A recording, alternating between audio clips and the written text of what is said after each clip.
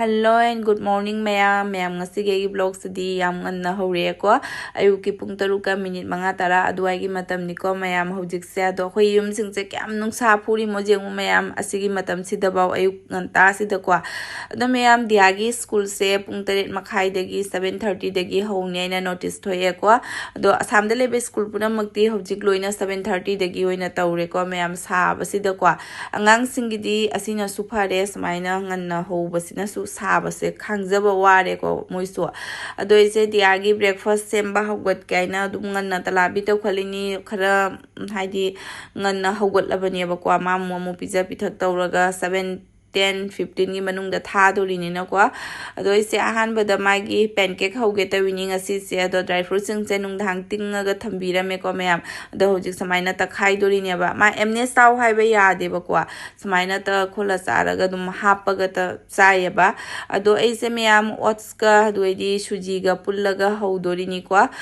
ata hapa ga to budo ma chaning de ba moida budi hawi pa mi do maida du di pizza ning da bani na pizza de ma ngonda ado suji na tawrasu dum kam khatli ado jerum amasu dum hape se kam khatna baina dodi mahina sangom na oire aduga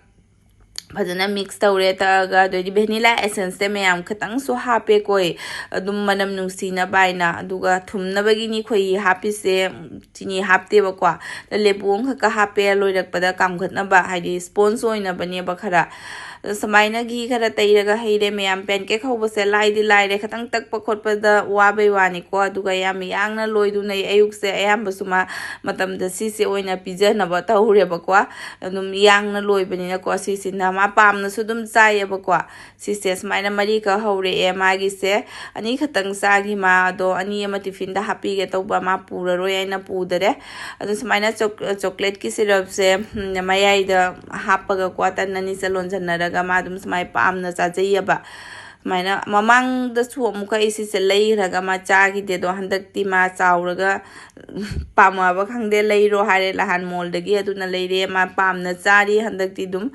sina Diya papa gi lebu mahi se mini mana somda Diya pizzari aduga ina tiffin se seme ayuk sidi nangna na bani mayam aduga sina ojan pi thangnari se sina Diya na pami hayana lahan mol de lebi rei ni mana do jam pizza badi phatte mani khakdum happy re mana mai friend sing pizza ni aina haya ba kwa lo sigi chocolate se su ko ojan pis na mai friend nam ka Guwahati dagi lakpa Guwahati da phang aina kwa city center da du dagi mana lebi rak pani asi su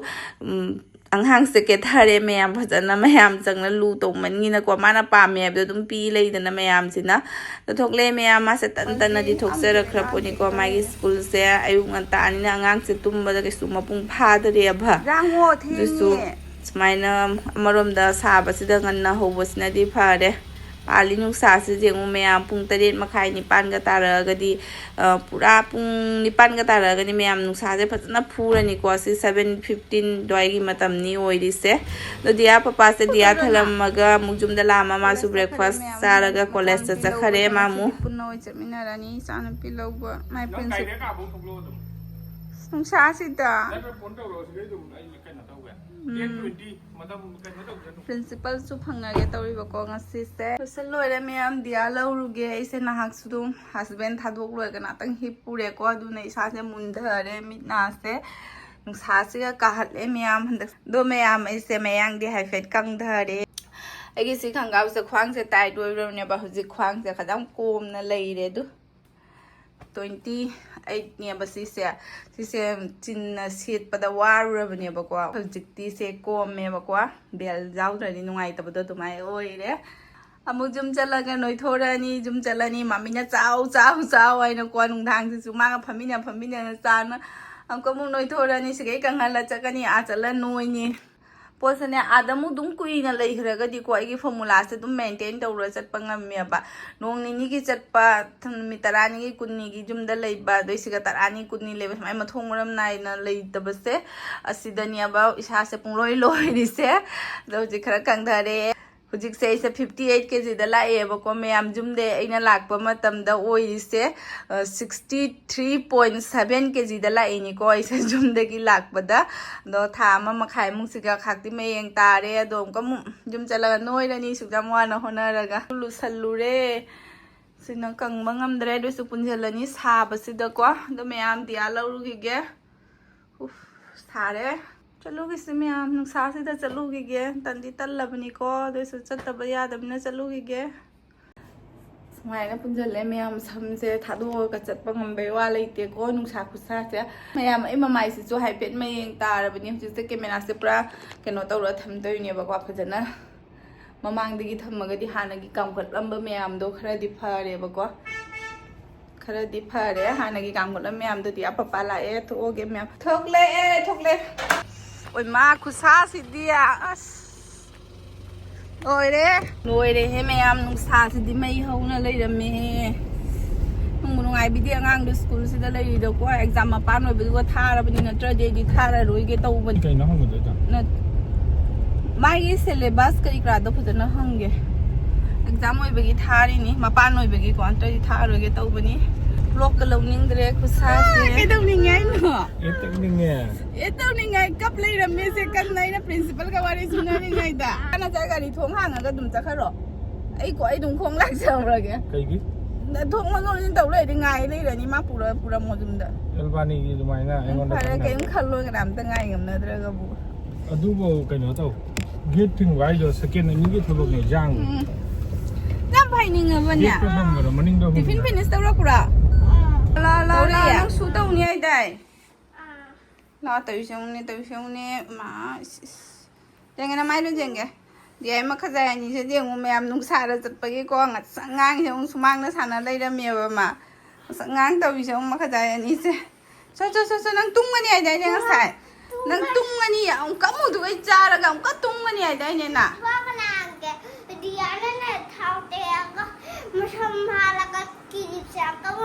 थाउदो नमथीबा थाउनी मसम Haat बजारोय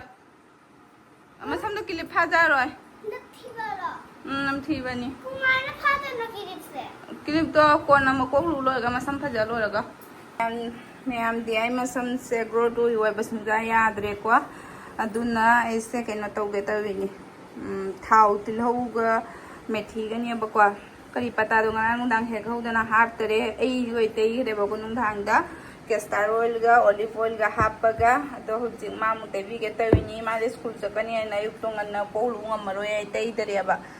da huji sing sahali sing asabra na tang thamani duga ma mu tebi ge tawini sak thong doini ese sak thong dri hawai tingam me mosori jum thong oi ja ge ko meam sabasiga thau ga mau chaning dare mosori sing sai tingam me Dong thong ani haning ra clip no baina thau sa halinga na tangi phabi wai ne mai clip se yam pamje ram hoba ja re lau thok tro bani macha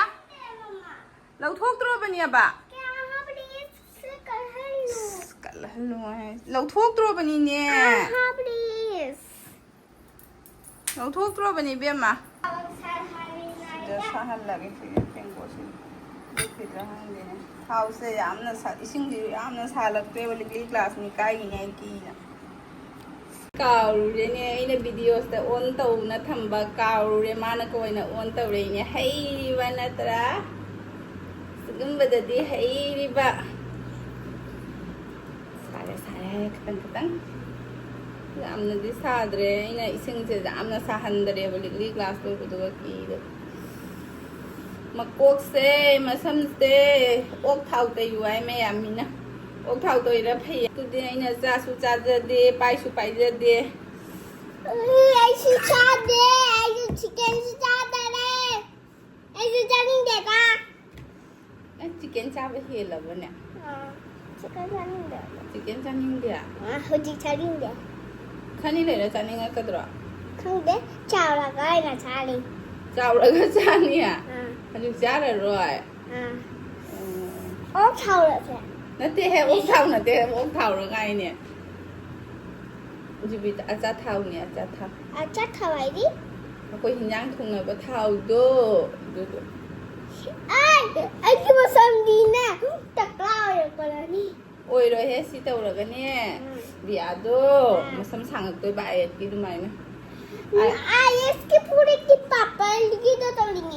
video nang su sang ga to bini ase me ya mo ke no to ya ba wa na ya mama mo yi to ma sam sang ga de bi li ya me ya Diya samta sangdara dira. Aina Pakistani blog ang pagdiyeng ko mayam. Aduda keno tawriba. Pakistani blog to da ay tay na ngang am jaw yaba ko. Masam nyam sang yaba ngang do. Aduga mase keno tawri. Oi, siga to TV re siga sudarim na. Tay ninye.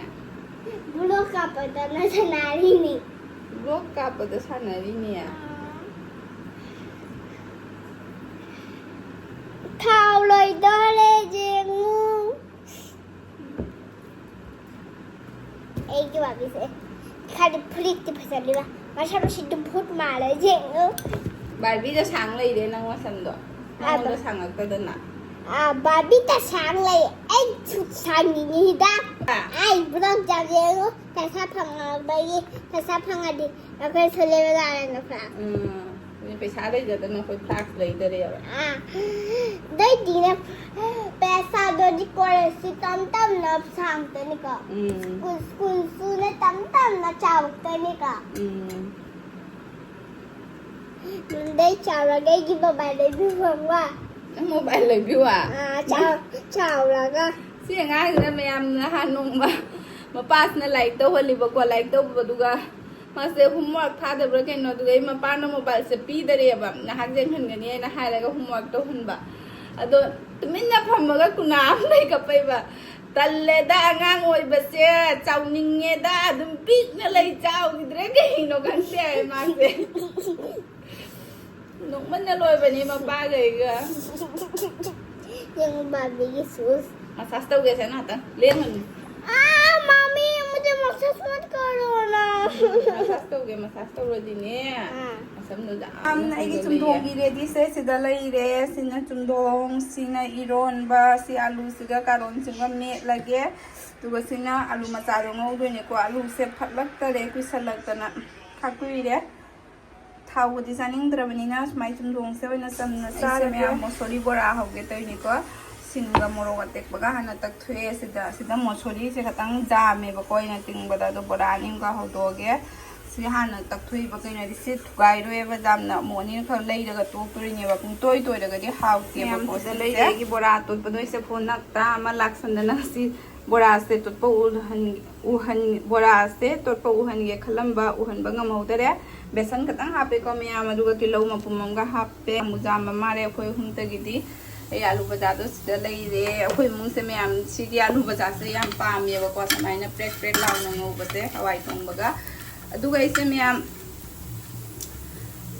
ꯃꯌꯥꯝ ꯆꯅꯝ ꯃꯄꯨꯝꯅꯤꯀꯣ ꯍꯥꯞꯄꯤꯁꯦ ꯆꯅꯝ ꯃꯄꯨꯝꯁꯦ ꯑꯩ ꯁꯨꯃꯥꯏꯅ ꯆꯥꯕꯗ ꯌꯥꯝ ꯍꯥꯎꯏ ꯍꯥꯏꯗꯤ ꯃꯀꯨ ꯈꯣꯛꯇ꯭ꯔꯒꯅꯦ ꯃꯅꯨꯡꯗ ꯍꯣꯔꯦꯟ ꯁꯤꯠꯂꯒ ꯆꯥꯕꯗꯣ ꯑꯗꯨꯗꯣ ꯌꯥꯝ ꯍꯥꯎꯋꯦꯕ ꯖꯥꯏꯔ ꯉꯧꯋꯤꯅꯤꯁꯦ ꯑꯗꯨꯒ ꯆꯨꯝꯊꯣꯡꯗꯨꯅ ꯁꯤꯗ ꯂꯩꯔꯦ ꯆꯨꯝꯊꯣꯡꯁꯦ ꯍꯥꯟꯅ ꯁꯤꯇꯤ ꯑꯅꯤꯈꯛ ꯀꯥꯝꯍꯜꯂꯦꯀꯣ ꯑꯗꯨꯒ ꯅꯍꯥꯛ ꯐꯨꯠꯂꯤꯅꯤ ꯑꯋꯥ ꯐꯗꯤꯒꯣꯝꯁꯦ ꯂꯤꯛꯑꯦꯕ ꯑꯗꯨꯅ ꯑꯋꯥ ꯐꯗꯤꯒꯣꯝꯁꯦ ꯊꯥꯡꯗꯔꯝꯗꯥꯏꯁꯤꯗ ꯑꯣꯏꯅ ꯍꯥꯞꯄꯦ ꯂꯍꯥꯟꯅꯗꯤ ꯌꯥꯝꯅ ꯂꯩꯕꯅꯤꯅ ꯌꯥꯝ ꯍꯥꯞꯄꯤ ꯑꯋꯥ ꯐꯗꯤꯒꯣꯝꯗꯣ ꯍꯟꯗꯛꯇꯤ ꯂꯤꯛꯑꯦ ꯕꯣꯔꯥ ꯍꯧꯔꯒ ꯑꯩ ꯊꯥꯡꯒꯠꯂꯤꯅꯤ ꯁꯤꯅ ꯈꯨꯠꯅ ꯑꯗꯨꯝ ꯍꯥꯞꯄꯒ ꯃꯌꯥꯝ ꯑꯩꯒꯤ ꯕꯣꯔꯥꯁꯦ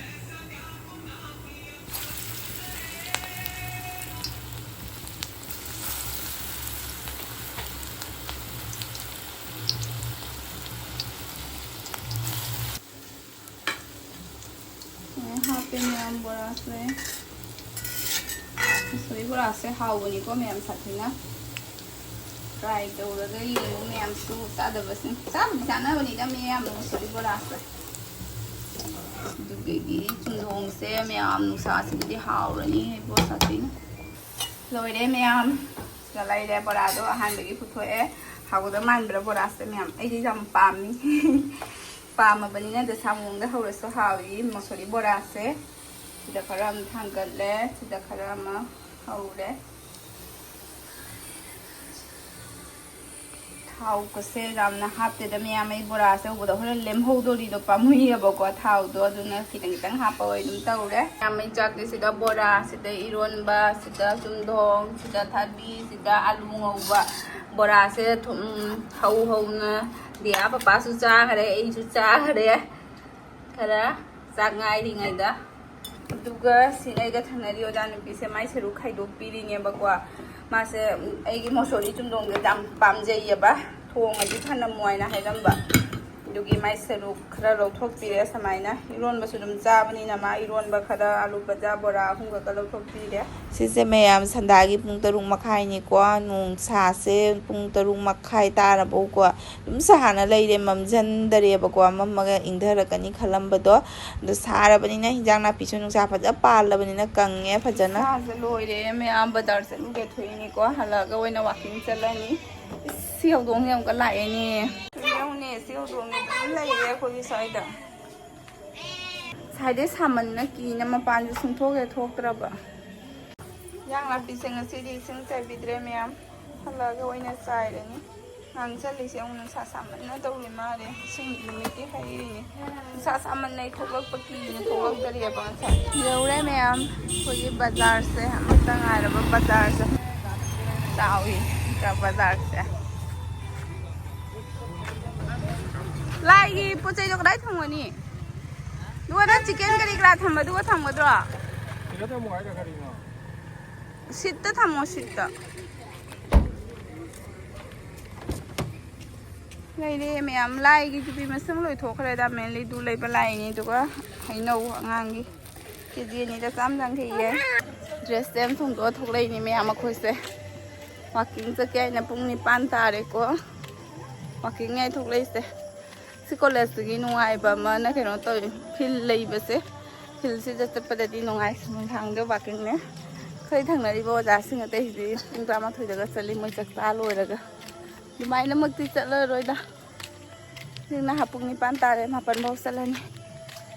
ꯗꯤꯌꯥ ꯃꯄꯥ ꯃꯆꯥ ꯃꯅꯤꯡꯗ ꯋꯥꯛꯀꯤꯡ ꯍꯜꯂꯦ ꯃꯌꯥꯝ ꯍꯁꯕꯦꯟꯒꯤꯒ ꯆꯥꯕꯒꯤꯁꯤ ꯐꯨꯠꯈꯤꯒꯦ ꯊꯦꯡꯉꯦ 9:30 ꯃꯅꯨꯡꯗ ꯆꯥꯒꯗꯅꯤꯀꯣ ꯊꯦꯡꯉꯦ ꯋꯥꯛꯀꯤꯡ ꯍꯜꯂꯛꯄꯗꯅ 9:30 ꯇꯥꯔꯦ ꯉꯁꯤꯁꯦ ꯁꯤꯁꯤꯅ ꯃꯌꯥꯝ ꯍꯧꯖꯤꯛꯀꯤ ꯑꯐꯨꯠꯄꯗꯨꯒ ꯍꯥꯞꯄꯒ ꯆꯥꯗꯣꯏꯅꯦꯕꯀꯣ ꯁꯂꯥꯗ ꯑꯗꯨꯃꯥꯏꯅ ꯆꯥꯗꯣꯏꯅꯦ ꯑꯩꯁꯦ ꯐꯗꯤꯒꯣꯝ ꯑꯋꯥ ꯐꯗꯤꯒꯣꯝꯗꯤ ꯂꯩꯇ꯭ꯔꯦ ꯂꯍꯥꯟꯅꯩ ꯐꯗꯤꯒꯣꯝ ꯅꯠꯇ꯭ꯔꯒ ꯑꯋꯥ ꯐꯗꯤꯒꯣꯝ ꯑꯃ ꯍꯥꯞꯄꯤꯅꯤ ꯑꯗꯣ ꯉꯁꯤꯗꯤ ꯂꯩꯇ꯭ꯔꯦ ꯁꯂꯥꯗꯇꯨ ꯁꯨꯃꯥꯏꯅ ꯁꯦꯝꯃꯦ ꯁꯤ ꯂꯦꯕꯨꯁꯦ ꯁꯤꯒꯤ ꯂꯦꯕꯨꯁꯦ ꯍꯣꯔꯦꯟ ꯁꯨꯝꯃꯅꯤꯀꯣ ꯁꯨꯃꯥꯏꯅ ꯁꯦꯝꯃꯦ ꯁꯤꯁꯨ ꯄꯨꯊꯣꯛꯑꯒ ꯁꯨꯃꯥꯏꯅ ꯏꯪꯍꯜꯂꯒ ꯊꯝꯃꯦ ꯑꯗꯨꯒ ꯁꯦ ꯃꯌꯥꯝ ꯅꯨꯡꯗꯥꯡꯗ ꯂꯣꯡ ꯆꯥꯕꯁꯦ ꯐꯩꯌꯦꯕꯀꯣ ꯅꯨꯡꯗꯥꯡ ꯇꯨꯝꯃꯝꯗꯥꯏꯗ ꯍꯥꯔꯠ ꯂꯪꯁꯀꯤ ꯌꯥꯝ ꯐꯩꯌꯦꯕꯀꯣ ꯑꯗꯨꯗꯤ ꯑꯄꯥꯄꯥꯁꯦ ꯆꯥꯎ ꯍꯥꯏꯕꯁꯨ ꯑꯌꯥꯝꯕꯗꯤ ꯍꯦꯛꯇ ꯆꯥꯒꯟꯗꯦꯕ ꯑꯗꯣ ꯁꯨꯃꯥꯏꯅ ꯁꯤ ꯁꯨꯔꯒ ꯑꯣꯏꯅ ꯍꯥꯞꯆꯤꯜꯂꯅꯤ ꯁꯤ ꯑꯩ ꯆꯅꯝ ꯑꯍꯤꯡꯕꯁꯨꯅꯦ 2-3ꯒ ꯍꯥꯞꯈ꯭ꯔꯤꯅꯤ ꯑꯗꯨꯝ ꯀꯩꯅꯣ ꯇꯧꯋꯦ ꯆꯅꯝ ꯑꯍꯤꯡꯕꯗꯣ ꯆꯥꯕ ꯐꯩꯅꯀꯣ ꯄ꯭ꯔꯦꯁꯔꯒꯤꯗꯤ ꯑꯗꯨꯗꯨꯅ ꯁꯤꯁꯤꯅ ꯂꯣꯡꯁꯦ ꯃꯥꯒꯤꯁꯦ ꯄꯥꯎꯗꯔ ꯑꯣꯏꯅ ꯁꯨꯔꯒ ꯍꯥꯞꯆꯤꯜꯂꯅꯤ ꯆꯥꯅꯕꯗꯨꯗ ꯂꯣꯏꯔꯛꯑꯦ ꯗꯤꯌꯥꯏꯁꯨ ꯆꯥꯛ ꯂꯣꯏꯔꯦ ꯁꯤꯗ ꯂꯩꯔꯦ ꯃꯌꯥꯝ ꯑꯩꯗꯣ ꯆꯅꯥꯁꯨ ꯂꯣꯏ ꯇꯧꯔꯔꯣꯏ ꯖꯥꯝꯃꯅꯤ ꯈꯣꯠꯂꯅꯤꯗ ꯍꯥꯞꯈꯤꯇꯪ ꯇꯧꯔꯅꯤ ꯑꯗꯒꯤ ꯍꯥꯞꯆꯜꯂꯦ ꯑꯗꯨꯒ ꯂꯦꯕꯨꯁꯦ ꯁꯨꯝꯃꯦꯀꯣ ꯃꯌꯥꯝ ꯈꯔ soul ꯍꯥꯞꯆꯜꯂꯦ Hello, ma'am. Website hapchale. ꯀꯦꯛꯀꯤ ꯆꯥꯠ ꯃꯁꯥꯂꯥ ꯈꯔꯒ ꯍꯥꯞꯄꯒ ꯂꯣꯏꯔꯦ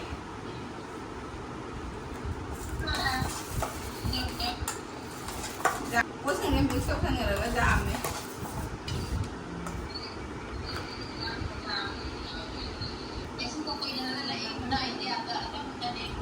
ꯁꯤꯗ ꯂꯩꯔꯦ ꯃꯌꯥꯝ ꯌꯥꯝ ꯄꯥꯏꯒꯤ ꯑꯩ ꯁꯔꯨꯛꯅ ꯊꯥꯎ ꯍꯥꯞꯇꯦꯀꯣ ꯑꯩꯒꯤꯁꯦ ꯃꯥꯏꯁꯤꯗꯤ ꯊꯥꯎ ꯈꯛꯇꯪ ꯍꯥꯞꯄꯦ ꯊꯥꯎꯗ ꯏꯔꯣꯏꯕ ꯃꯤꯅꯤꯅ ꯁꯨꯃꯥꯏꯅ ꯂꯣꯏꯔꯦ ꯃꯌꯥꯝ ꯑꯩꯈꯣꯏ ꯉꯁꯤꯒꯤ ꯗꯤꯅꯔꯁꯦ ꯁꯤꯅ ꯂꯣꯏꯔꯦ ꯆꯥꯝꯊꯣꯛꯈ꯭ꯔꯦ ꯑꯩꯁꯦ ꯄꯣꯠ ꯃꯌꯥꯝ ꯑꯩ ꯁꯔꯨꯛꯁꯦ ꯃꯌꯥꯝ ꯇꯣꯠꯄ ꯁꯣꯔꯤꯌꯥꯁꯤꯗ ꯑꯩ ꯑꯗꯨꯝ ꯆꯥꯔꯦ ꯆꯥꯔꯛꯈꯤꯒꯦ ꯁꯤ ꯅꯠꯇ꯭ꯔꯒ ꯃꯌꯥꯝ ꯏꯟꯖꯥꯡꯗꯅ ꯑꯣꯠꯁꯀ ꯌꯦꯔꯨꯝꯒ ꯒꯥꯖꯔ ꯇꯤꯜꯍꯧ ꯃꯣꯔꯣꯛ ꯈꯛꯇꯪ ꯍꯥꯞꯄꯒꯅ ꯇꯃꯥꯏ ꯇꯟ ꯍꯧꯕ ꯑꯗꯨꯃꯥꯏꯅ ꯊꯥꯎꯗꯩ ꯈꯤꯇꯪ ꯇꯩꯔ ꯍꯧꯔ ꯆꯥꯕꯁꯨ ꯐꯩꯌꯦꯕ ꯌꯥꯝ ꯀꯥꯟꯅꯕꯅꯤ ꯋꯦꯠ ꯀꯟꯇ꯭ꯔꯣꯜ ꯇꯧꯕꯗ ꯗꯤꯌꯥꯁꯦ ꯄꯣꯛꯇ꯭ꯔꯤꯉꯩꯗꯁꯨ ꯑꯩ 63 kg ꯐꯥꯎ ꯌꯧꯔꯨꯔꯦꯕ ꯑꯗꯣ ꯗꯣꯛꯇꯔꯅ ꯃꯌꯥꯝ ꯀꯪꯊꯠꯂꯨ ꯍꯥꯏꯅ ꯍꯥꯏꯔꯛꯄꯗꯒꯤ 52ꯗ ꯂꯥꯛꯑꯒ ꯑꯩ ꯃꯥꯁꯦ ꯀꯟꯁꯤꯞ ꯑꯣꯏꯈ꯭ꯔꯤꯅꯦꯕ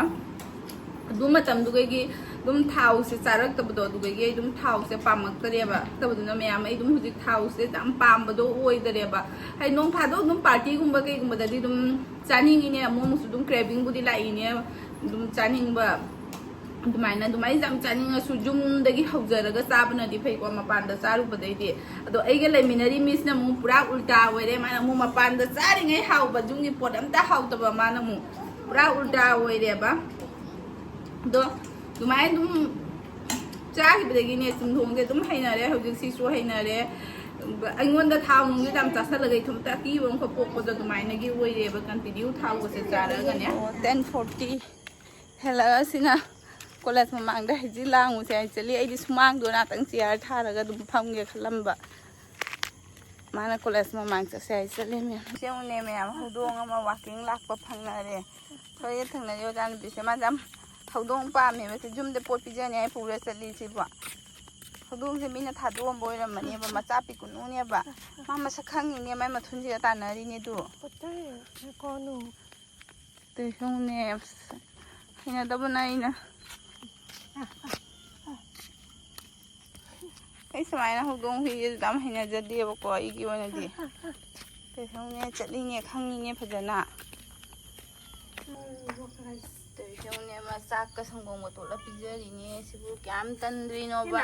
ꯑꯩ ꯇꯟꯕꯅ ꯅꯩ ꯈꯥꯌꯥꯝꯃꯤꯗꯨꯂꯤꯅ ꯑꯣ ꯆꯠꯂꯛꯑꯒꯦ ꯀꯌꯥꯝ ꯇꯟꯗ꯭ꯔꯤꯃꯣꯕ ꯑꯩꯗꯤ ꯎꯕꯒ ꯐꯨꯅꯤꯡꯕꯅ ꯇꯟꯗ꯭ꯔꯦ ꯌꯦꯡꯉꯣꯕ ꯇꯧꯔꯤꯁꯦ ꯑꯩ ꯃꯊꯛꯀ ꯀꯥꯈ꯭ꯔꯦꯅꯦ ꯑꯩꯃ ꯀꯩꯅꯣ ꯁꯤꯕꯣ